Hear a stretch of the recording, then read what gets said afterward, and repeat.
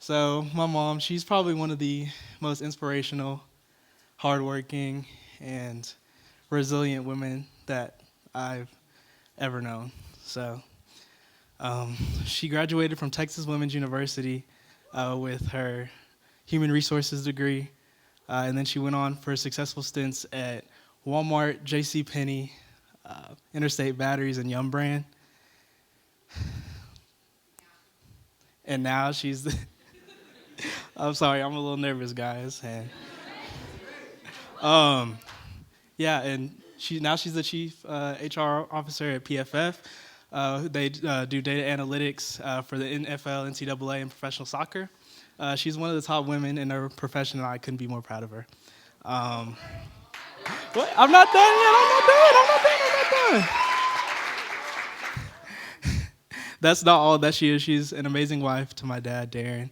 She's an amazing mother to me and my little brother, Micah. And more importantly, she's the embodiment of a woman of God. Um, so if you would do me the honor of introducing my mom, Tonya Carruthers.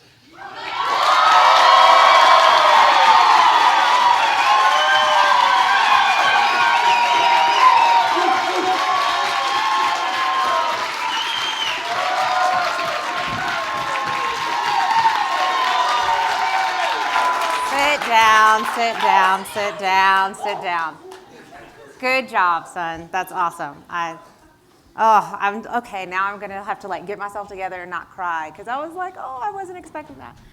So super excited. Thank you so much, Rick, for having me here. Thank you, Dennis and Monique, for allowing me to be here as well. Yeah, man, there's so much that I want to share with you guys. I had an opportunity. I appreciate you guys sending out the packet ahead of time.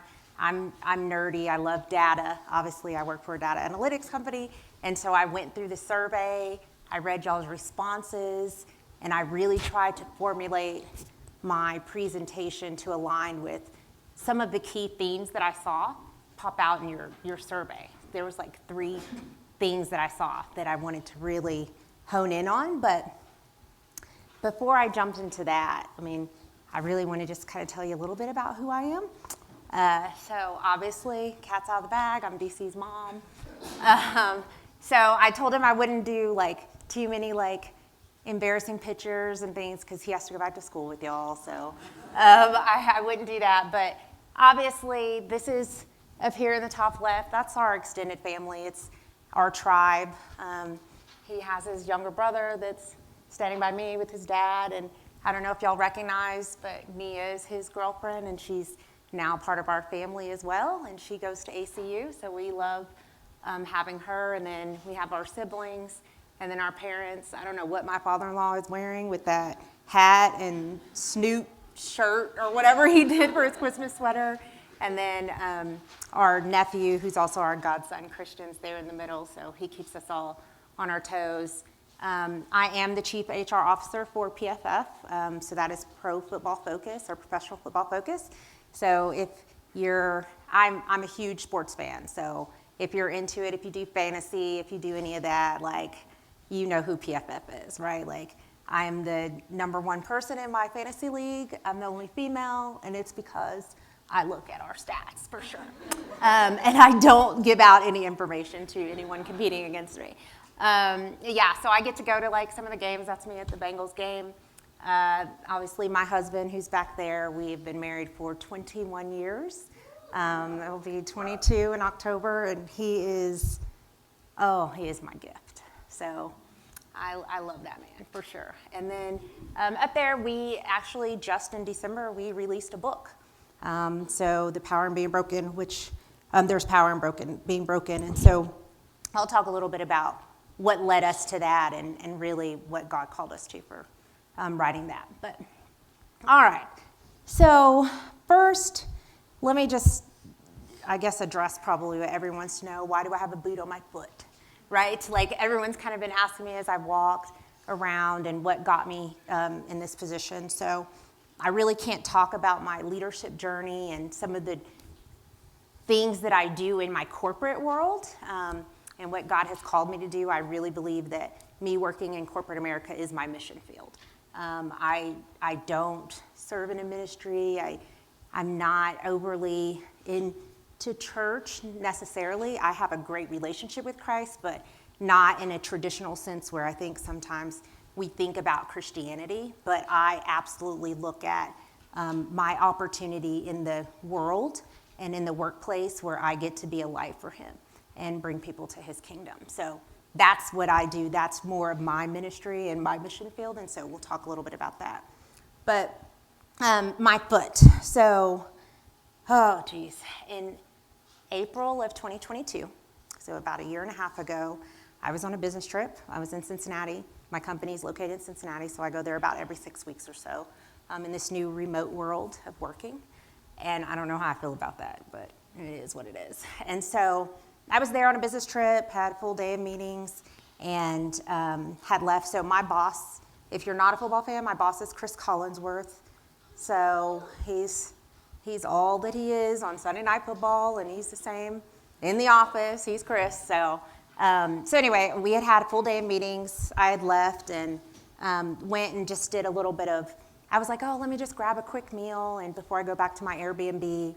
And I sit down and I'm like, literally have one bite of my food, and all of a sudden my stomach is like really hurting, and I'm like, uh-oh, my stomach don't feel so good. Maybe I need to go to my Airbnb because I don't want to be at this restaurant. And so I quickly walk over to my Airbnb and get there thinking, oh, it will go away. Well, long story short, it was probably about 5:30, 6 o'clock. Oh, I don't know. I was probably calling you all night, so it didn't get better. It got worse. And about 1, 2 a.m., we had to call the ambulance, and they had to come and pick me up because I'm in an Airbnb in another state, didn't have a car. And so they take me over, and I'm like, I hate when people like make a fuss. I hate being center of attention. And so it was like all the things, like, no, and I can't tell work people because they're gonna wanna know what I'm doing and come and see me. So I get into the hospital, and they quickly do a scan, and the doctor comes in. He's like, oh, I got good news and bad news. Good news is it's just a small bowel obstruction. Bad news is you're gonna have to stay at least for tonight. I was like, okay, got it. No problem. I was planning on like going home that Friday on my flight, and I quickly got on my little phone, and I was like, oh, I'll just go home on Sunday instead. And I tell Darren, don't worry. Well, they put me on like rest, like bowel rest or whatever, and it didn't like release itself. So by Sunday, they were like, we're gonna have to do surgery. But it's like an easy surgery. It's like literally go in there and remove the little blockage, and I'd be on my way. Well, he does the surgery, and unfortunately, the doctor made an error and nicked my bowel while he was in the surgery. Furthermore, unfortunately, he didn't listen to me after the surgery and recovery, and I was like, something doesn't feel quite right. Like, I don't feel like myself. Unfortunately, I've had about 22 surgeries in my life, so I know how the recovery game works. I know how to get over that really quickly. And long story short, they finally come in about 36 hours later. All my vitals were bottoming out. My husband's like, I'm not even sounding like myself. I'm confused and all these things. And I had become septic. And so they had to rush me into another surgery. During that surgery, I died. Literally died. So they called my time of death. I was dead for 7 minutes. I don't remember that, obviously. The only thing I remember is how I felt during that time. And you can't tell me that God doesn't exist because I encountered him during that time. And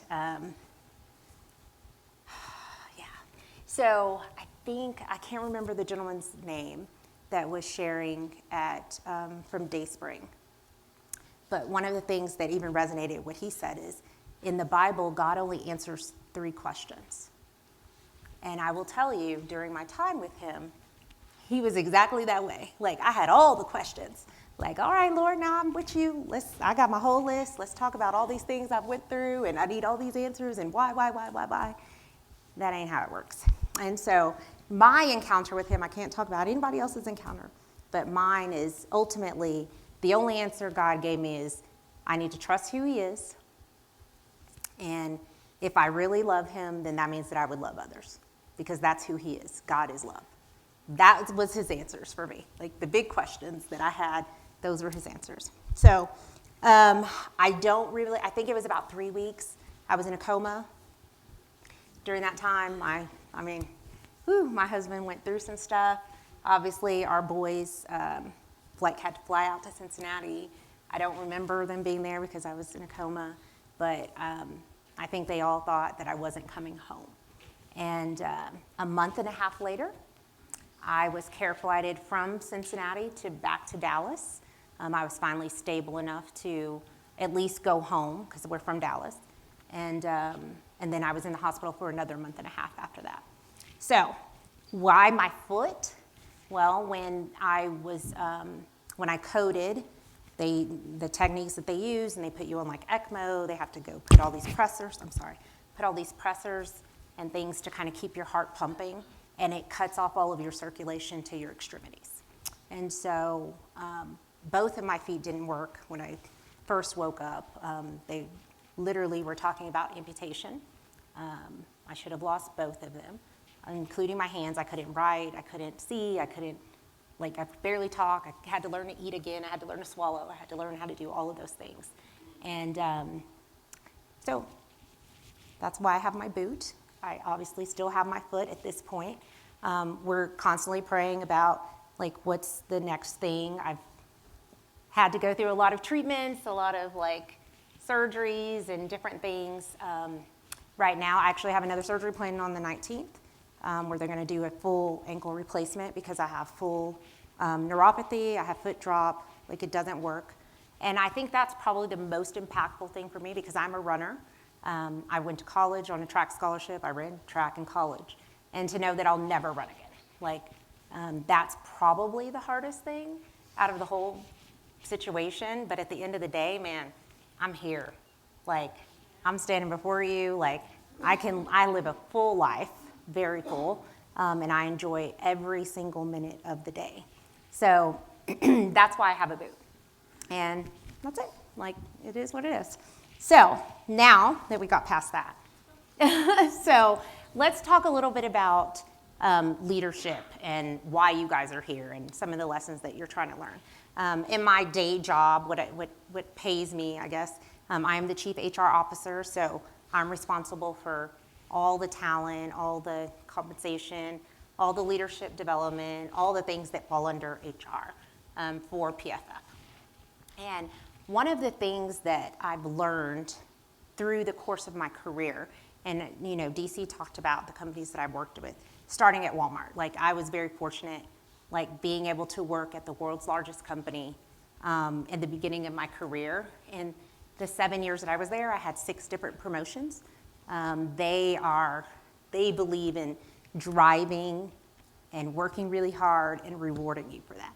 And I took full advantage. I was very young, and so I was yeah, give it all to me. I don't care. I want the titles. I was chasing all of that. That's what was really important to me. But the great part about Walmart and being in that community in Northwest Arkansas is you were able to kind of learn some strong fundamentals about how to do business in an ethical way. They didn't always get it right, for sure. I was there when we had the Dukes case, which the Dukes case is the big class action lawsuit for wage inequity, specifically around women. And so I was there during that time and working in HR, so that taught me a lot as well around integrity in business.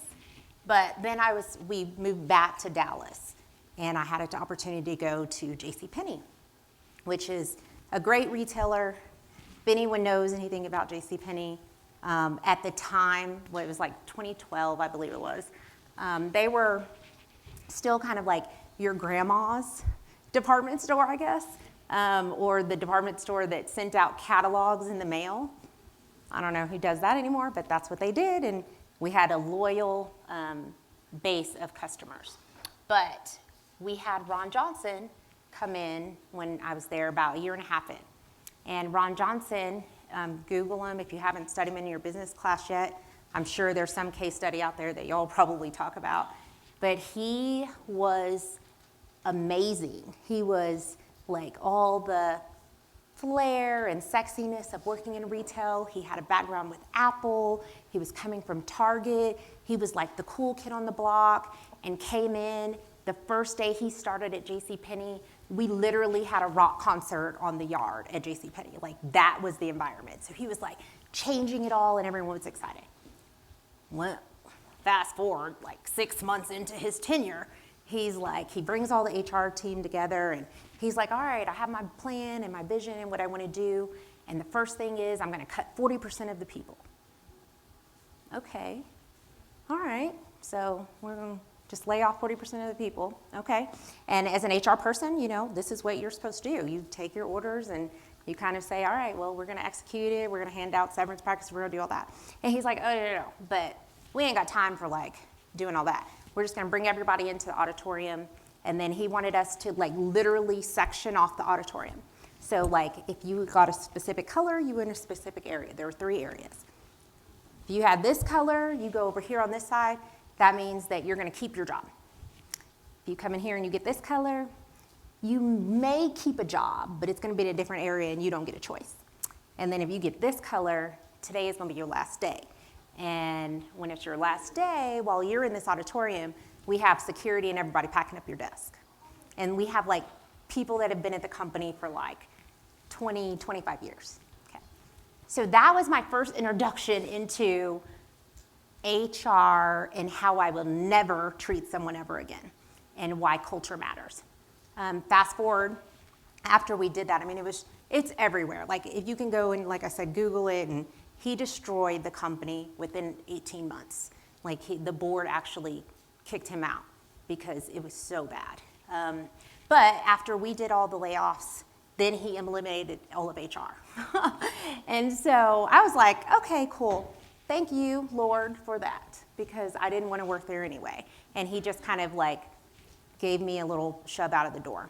But that is really where I learned the value and the importance of culture in a company, the importance of conscious leadership in a company. Like I started looking for different things in organizations. So where I used to would maybe be more geared to looking for the title, compensation, benefits and perks, you know, span of control, like all of those things. It literally was like, I don't care about any of that anymore. Like I know what I want and what I don't want. And I never wanted to work for another leader that didn't value people enough to treat them with kindness and respect, right? So that's really some of the things that led me to this, which I call conscious leadership. So if you've heard of that, we'll talk a little bit. But this exercise here is really just, I want you to think about location matters, right? We're always looking on our phone, we ping, Life 360, all of those things. It's always like, oh, where are we going? The Waze app, all that. Well, this line here, it's kind of like, think about it as your little moral compass line, if you will. And if you're whether you're a leader, as a student, it doesn't really matter what title you want to give it. But if you're below that line, you should check in. Ask yourself these questions. Because when you're below that line, your behaviors become, you're closed-minded, you're defensive, and ultimately you're committed to being right. That's all that matters. Nothing else matters except that you're right. If you're living above that line, which we like to say if you're being a conscious leader, you're living above that line, you're more open-minded. You're very curious and receptive to other things. And you're really committed to learning. So it's not about being right, it's about learning, right? So those are things I want you to keep in mind as we're talking through this. So what is conscious leadership? Like, is anyone familiar? Have y'all heard those terms before at all?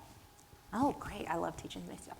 Okay, so conscious leadership is a term that's pretty common in the business space when you think about more companies that have like strong purpose and values. They're typically doing conscious leadership. They're practicing that technique. They have that fundamental. So those are things, if culture is important to you, if you're looking for things like that, I would try to investigate, do they have conscious leadership techniques or methodologies, values and principles? That's keywords to think about. So ultimately, it's just a technique that focuses on leaders becoming more self-aware and responsible for their own actions. okay? And then I'm sure we can think about really quickly about 5 examples of leaders today that don't emulate that, right? It's super common. So we talked about that line, right? So if you're living below the line, what does that really mean? So number 1 is a scarcity mentality. So if you ever hear people say all they do is complain and they talk about why they can't do something, there's not enough time, I don't have enough resources, I don't have the energy, no one loves me, I don't have any money, right? They're always thinking about what they don't have, right? That's a scarcity mentality. Their story is right. Doesn't matter. It doesn't matter what facts you present to them. It doesn't matter if you try to challenge their thinking.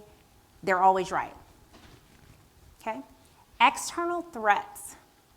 They look at external threats around approval, security, and control. I will tell you, I struggled with that one because I was, probably still a little bit too, fiercely independent. Like, independence was like a badge of honor that I had. I heard someone talking earlier about some of the words that we use to describe ourselves, and I started reflecting like, ooh, what are words that people used to use to describe me? One of the first ones that I saw out there was driven, right? I think even DC said something like, I was always really driven, and I wore that with a badge of honor. Fiercely independent because growing up, my childhood was not great. My parents did not prioritize me. They did not prioritize my safety. I unfortunately, I feel bad because it feels like I'm always saying like bad things. But my dad was abusive. He actually sexually abused me from the time I was 5 till I was 17 when I left home. And so having that model at home, and then my mom, she made decisions. She knew that it happened. I told her. And she made decisions to prioritize our lifestyle and financial well-being over the safety of her children. So what I learned from that and what I took and what it did to me was it made me become super independent. Like, because I was like, I will never have to depend on anyone else to do anything for me or to provide for me, especially a man, because I never want to be in her situation, right? So I took those scenarios and just made them really poor decisions for myself, right? But I looked at it at the time as like, oh, this is great. You're such a strong woman. And you look at what the world tells us too, like that's how we should be operating. Like I'm queen feminist at the moment. Like that's how I was operating. And of course, in relationship building and in marriage, that does not work. So we'll talk a little bit about that. But I will tell you, like, I struggled a lot with giving up control and so I saw that in the way that I worked, in the way that I manage my teams in the very beginning. And like, even though I was like really, really good at what I did and people wanted to work for me at first, they started feeling like threatened. They started feeling like I didn't allow them to like grow because I didn't want to give up control. And so it made me a poor leader. I had to learn to get rid of those behaviors. They find fault and blame, and then they avoid or pursue conflict. So challenge yourself too, because some of the things that I was reading in the survey, I saw some of those things like there's like a fear of doing something wrong, a fear of failure, like a fear of how people would view you, like a lot of that. So think about like living below the line. Is that the mindset that you want to take with you? And then again, winning at all costs. We talked about that. You will treat like people that live below the line, and you see it all the time, especially in business. We will put profits over people all the time. And so when you think about going to a company, when you think about following a leader or working for someone else, like ask these questions, look at their behaviors, look at their actions, make sure that you're talking to people that work there because they'll typically tell you some of those things. All right, if you're living above the line, this is where we want to be. This is where we want to hang out in this good space up here. So number one, being a learner. A learner is so important. I mean, I'm constantly learning every day. We're always learning. It doesn't matter. I'm like at a great pace in my career. I have a great title. but I don't know everything. And I go to conferences, I challenge myself, I learn from my team, I learn from others. And growth is more important than being right. Live in curiosity, listen deeply. So it's like authentic leadership and like attentive listening. Like if you've ever heard of that, I always tell my kids when they were growing up, God gave you 2 ears and 1 mouth, right? Learn to listen more than you're speaking. And so if you're listening deeply, you're gonna question your own beliefs. Like that is very important, because if you challenge your own beliefs and you're constantly questioning them, then you're open to conversation. You're not automatically shutting people down because you don't think you're always right, right? You have an inclusive mindset. So all people bring value. All people. It doesn't matter. Like, especially if they're different from you and they cause you to feel uncomfortable, think about the value that can bring in your life.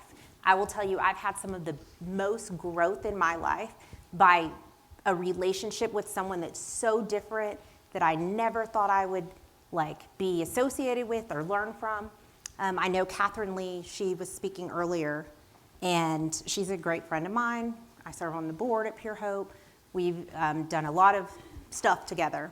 But I remember the first time I met her, and I came out to, at that time it was called Selah, and it was many, many years ago. But of course, Kathy Crockett, if you don't know her, she's like the master connector of all things.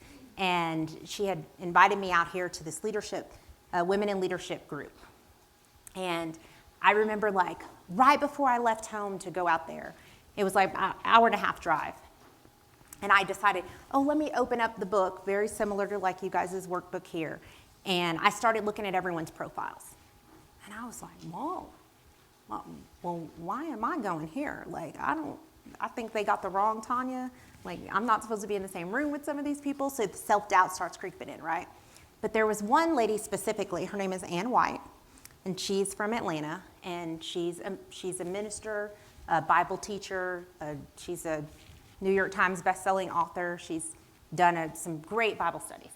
Anyway, so we're in this room at Selah, and she's sitting on the couch, right here, I'm over here. And I just look at her, and you see people, and you're just like, oh, I ain't gonna never be friends with that person. Not that she did anything wrong, but it was just she's so different than I was. She's lived a very privileged life. I think her husband's the number 3 wealthiest person in Atlanta. And then she's this, obviously she's a Bible teacher, but she comes from a very different spiritual background and upbringing. The church that she was a part of, it's the Southern Baptist Church. And so it was just all these things. And she's sitting there, she's a former pageant queen. And I'm sporty girl, I'm gonna wear jeans to everything. Please don't ever try to put me in heels. And she's we gotta have makeup on all the time. And so anyway, I was just sitting there, but at that moment, literally we're sitting there. I hadn't even talked to her or anything, but the Holy Spirit was oh, nope, y'all will work together. Y'all will be on stage together. Y'all will be teaching together. And I was like, okay, God, whatever. And so long story short, we have this whole women in leadership thing, and I don't even know if it was 3 months later, I get a call from her, and she's like, hey, something's come up, and your name came up, and I wanted to talk to you about it because we have this opportunity. Well, long story short, because of the God we serve, he's exactly that. We've been to India 3 times together, and done ministry together. We've co-wrote and written a book. We've done podcasts, we've done shows. So, but I've learned so much from that relationship and allowing myself to be in an uncomfortable situation than some of my friends that I've had for 20 years, right? So I would always say, first of all, listen to the voice. If the Holy Spirit tells you something, trust it. And then challenge yourself to be uncomfortable in situations, especially when it's people that, whether they don't look like you, they have different backgrounds, all of that, because everybody brings value. Find humor in all things, right?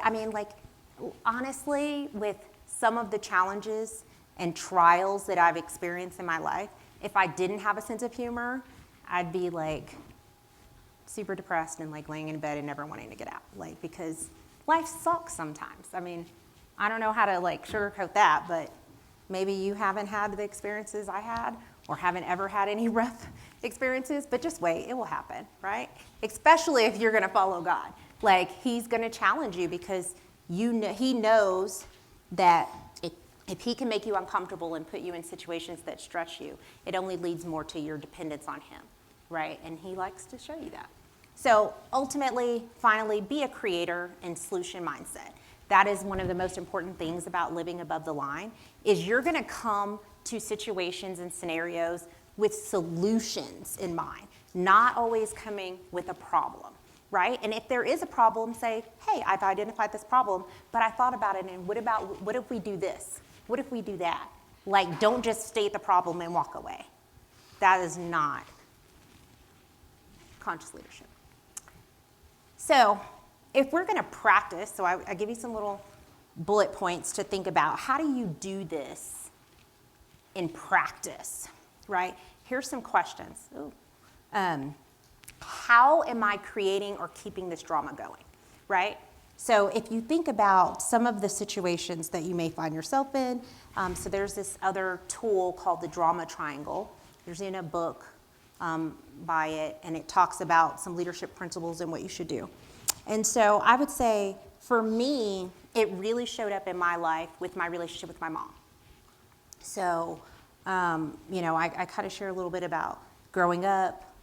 Long story short, when I left home, so someone asked me, where did I graduate? So when I first left home, I was a track runner, and I was very determined because I knew if I ran really, really fast, and if I was the best, I would get a track scholarship, and again, didn't need to be dependent on anyone, and track is an individual sport. So I knew that I controlled my destiny if I did that. And I did. I ran really fast, and I got a full ride track scholarship. I had many offers. I ended up going to Texas A&M Commerce, where my husband went as well. And while I was there, I found out that my sister was also being abused. And so that's why I ended up leaving. And later on, I graduated from TWU. Well, during this whole scenario, when I found out with my sister, I finally decided I was an adult and I could do that. I could take care of her. I could do whatever. It wasn't going to be easy. But that's when we finally went to the police. And my dad is now in prison. He's serving 30 years to life. And so my mom was not put in jail. And she tried to act like she was the victim as well, whatever. But it caused a lot of conflict. I'm not going to lie. I'm not going to sugarcoat it. During that season in my life, I really did not like my parents at all. Like, that's a very nice way to state how I felt about my parents. Well, and when I was 19 is when I became saved. So we didn't grow up with church. I didn't have any of that. But I accepted Christ at 19. Well, after that, you have to start living different, right? You're held accountable in a different way when you say that you're going to serve God. And my whole situation with my mom, it was a lot of drama. It was a lot. Like, she was the victim, I was the victim. We were like challenging each other. I was very disrespectful to her, like all of those things. And I remember praying about it, and the Bible talks a lot about forgiveness. And I was like, yeah, but that's them. I don't need to forgive because that's not fair, because my life sucked and they did all these things. They don't deserve forgiveness, right? You say all these things. Well, the Lord is the Lord, and he took me to the scripture, and we know that the scripture talks about honoring your mother and father, right? Exodus 20:12 talks about you honor your mother and father. It does not, there is no, I promise you. I looked in the Bible, I was looking in all the footnotes and all the side pages. I was scrubbing through it to be like, but he's going to say, if they did this, you don't have to do that. He never said it. He said, honor your mother and father. Then he also tells you, or told me, who are you to think that you don't have to forgive? What makes you so special? Then I had to look and be like, ooh, nothing. Okay, okay. And it wasn't easy.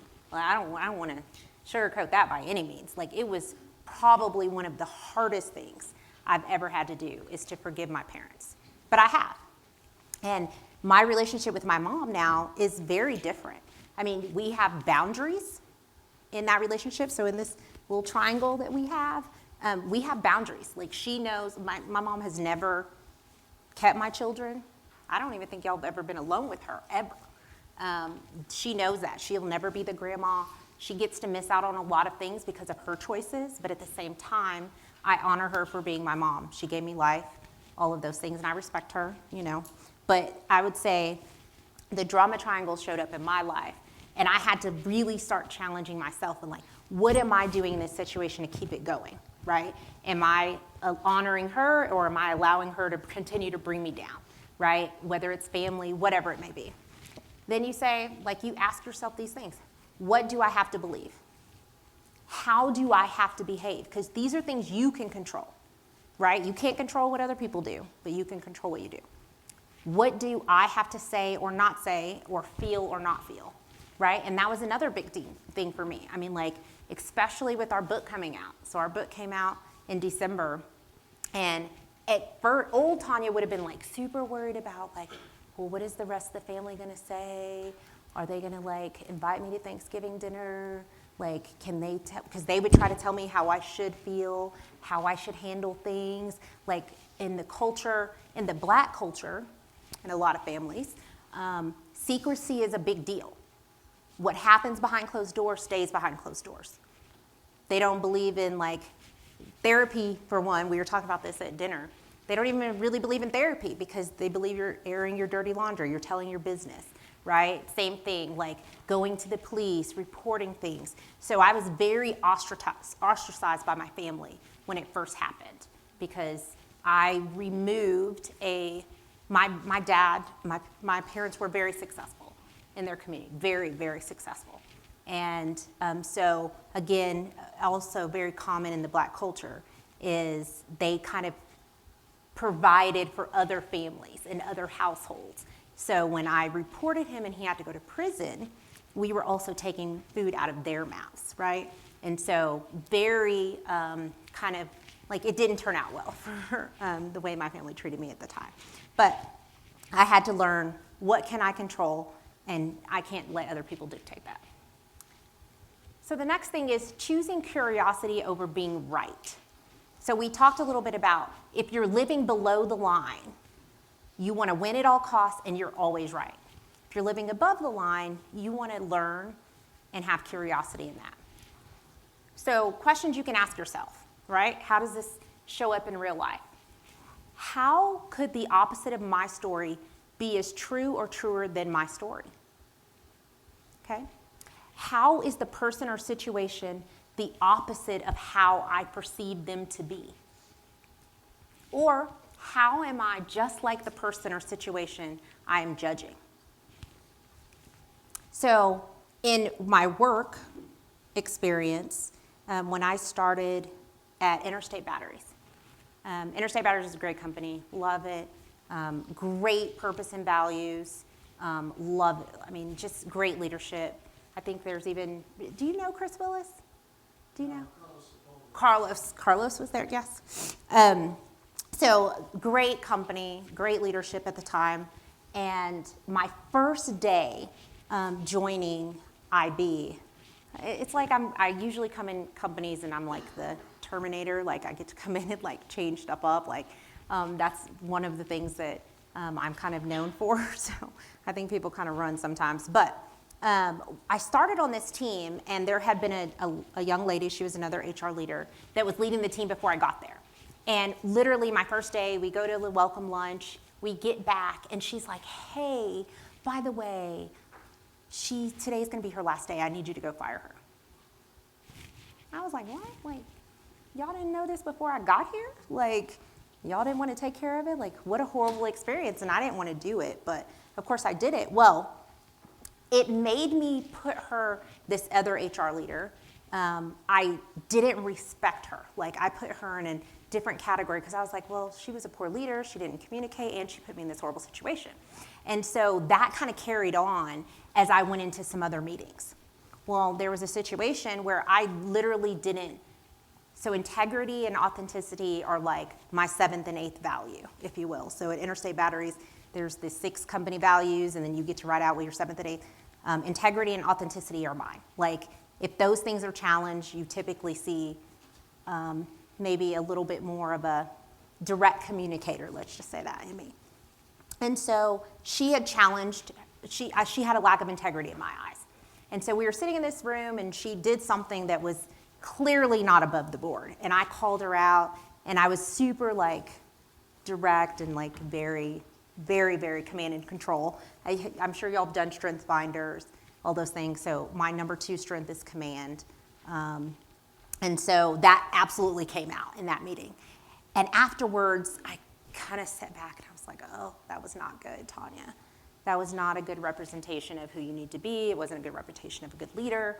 And so I did some personal reflection, and I had to ask myself, why do I feel this way about her? Why am I, like, she just triggered me. Like, every time I saw her, like, I just felt something. And it wasn't, like, productive. And so I had to, like, humble myself. And I had to call her and be like, hey, I want to take you to lunch. I want to talk about this. I want to figure out what's going on. And so we went to lunch, and during that lunch, I revealed to her, because she was like, well, I don't really know what I did and why. And I kind of revealed to her, like, well, this is what happened on my first day. And this is why I feel this way. Well, number 1, shame on me, because I had never said anything to her. So I'm judging her on something she wasn't even aware of, right? Like, yeah, was her actions kind of poor? Not the best. But she had no idea that it had that kind of profound impact on me, to where I would put her and look at her in a different light. So I had to humble myself. I had to go, and I was judging her for something that I was doing myself, right? So that was very important for me to see. I'm sorry, I need to hurry up. Okay, so find out what is unarguable. Ask yourself these questions. What is actually here now? What's happening, right? What's my reality? What sensations do I notice in my body? So you remember I kind of said that, like, every time I saw her, like, I was triggered. And we all know, like, when we're triggered, there's a physical response that happens, whether our heart rate increases, our palms sweat. I've heard a lot of people talk about anxiety, like, all these things happen, right? And we need to figure out, why are they happening? What is the root cause? Where's that coming from? And how does that impact us as leaders? Because it does. Whether we like it or not, whether we want to acknowledge it or not, those things and experiences absolutely impact how you lead other people and how you view other people. So you need to figure out what that looks like. What thoughts are crossing your mind? The thoughts are arguable, but the fact that I'm having them isn't, right? You need to be confident in that. Okay, last 2. Listen consciously. So we talked about active listening a bit, right? So what is the person saying, feeling, and wanting? You need to understand that. We did this exercise with Dennis and Monique just a minute ago, or in the session before dinner, and I caught myself not actively listening because I couldn't remember the person's name that literally had just told me right next to me, because I was so busy trying to remember all the other names. So I wasn't actively listening, which meant I missed her name, but it should have been the easiest one because she had just said it. So thinking about that, reflection is very, very, very important. So reflect back on the content just as they described it. What did they say? Reflect back on the emotion that you imagine that they're having. Reflect back on the emotion, or reflect back what you imagine they are most wanting at the core. Those are questions you should be asking yourself instead of thinking you know the answer, right? You should be listening to, what are they saying? What are they telling you? What are you sensing? What are you feeling? And finally, appreciate generosity. Like, that is very important. What is the one thing that I can appreciate about this person or situation just as it is? What value can you find in that, right? Don't always go like searching and be like, oh, well, if they just did this, oh, if they were better at this. No, what are they bringing to the table that you can appreciate right then and there? And how is it valuable? And being able to articulate and tell people how that's valuable. So I know I shared a lot. I think I'm almost at time, so I want to be careful in that. But can I ask questions or let them ask questions? Or go ahead. So I had a question in regards to, I did an HR internship last summer. Awesome. And I wanted to ask you, during the slow periods of HR, and you're not finding yourself with much to do, how do you keep up with that feeling of like feeling like you're not doing anything and feeling restless? Yeah, I would love to work at that company because I don't get that. But I understand what you're saying because HR is very cyclical, right? Like it's right now it's some of our busiest time, like fourth quarter, first quarter, when you're doing like bonus and merits and like setting goals and all that. And typically like Q2, Q3 might be a little bit smaller. But I would say number one is you should always be thinking about what your leaders need, what your company needs, and how you can strategically line yourself as an HR leader to help them be successful in that. Like my number one job is to make my bosses wildly successful. That's my number one job. That's it. And if I focus on that, because they're never not busy, so if I focus on what they need from me, then you won't find yourself in a slump. Okay, just one more. And then I know, I'm sorry. no. Who was somebody in the back? Great. Yep. Hi there, my name Hi. is Kinsey. Hi, Kinsey. What does honoring your father and mother look like while still being willing to acknowledge truth and reality of what's happening? Yeah, man, I will say number one is having conversation, like being open and able to talk to them if they're willing, right? Like again, you can only control what you can control. You can't control other people's behaviors or actions. So you just hope that they're open to listening. And sometimes it may be, all I need you to do is listen so I can say what I need to say. I don't need a response. I don't need you to do anything. But taking that journey and that step, and it's a journey. It's not gonna like change overnight. Like you're gonna remember, it's like those are real feelings and emotions that you have. And so just being able to walk through that and show them, and a lot of times once you try to just release it and get it off your chest, like you can even start seeing some breakthrough results there. Yeah, sorry. Let's give it up for